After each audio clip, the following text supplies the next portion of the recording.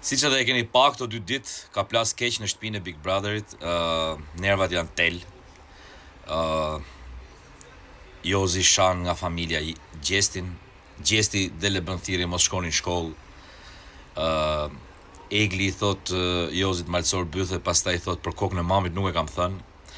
Pra ka një mishmash ndjenjash, mishmash nervash, mishmash pozicionimesh.